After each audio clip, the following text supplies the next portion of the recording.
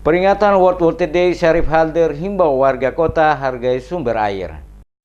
Peringatan World Water Day atau Hari Air Sedunia seyogyanya dijadikan upaya pembaharuan komitmen masyarakat bahwa air itu perlu dihargai. Air merupakan kunci kehidupan, maka tidak mengherankan jika ada suatu hari khusus yang didedikasikan untuk mengapresiasi betapa pentingnya keberadaan air bersih. Wakil Wali Kota Ambon Syarif Halder menghimbau masyarakat untuk tetap menghargai air sebagai salah satu unsur penting dalam kehidupan manusia. Imbauan menghargai yang dimaksud Wakil Wali Kota yakni dengan menjaga sumber air, tidak menebang kawasan hutan secara sporadis, serta membangun rumah di daerah yang telah ditetapkan sebagai daerah resapan air. Menurut Syarif Halder, mengakui manusia tidak bisa hidup tanpa air, maka event seperti World Water Day dapat dijadikan sebagai momentum cinta dan rasa menghargai sumber air. World Water Day atau Hari Air Sedunia adalah perayaan tahunan yang dilakukan untuk kembali menarik perhatian publik pada pentingnya air bersih dan penyadaran untuk pengelolaan sumber-sumber air bersih yang berkelanjutan. Syarif Halder mengatakan pemerintah Kota Ambon dalam tanggung jawab memenuhi air bersih bagi warga Kota Ambon melalui program Rencana Induk Strategi Air Minum atau RISPAM menggandeng sejumlah tenaga ahli melakukan survei pada lokasi sumber air layak konsumsi yakni di Kecamatan Nusaniwe, Sirimau, dan Baguala.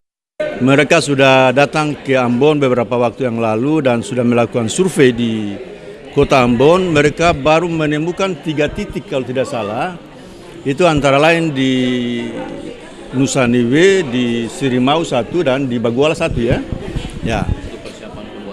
Untuk persiapan pembuatan RISPAM ya, Rencana Induk Strategi Air Minum ya. Nah, kalau ini dia selesai, lalu kalau ini sudah bisa dibangun, bahkan di Nusaniwe itu bisa dia berubah dari dia bisa menjadikan air asin itu menjadi air tawar dan bisa langsung diminum.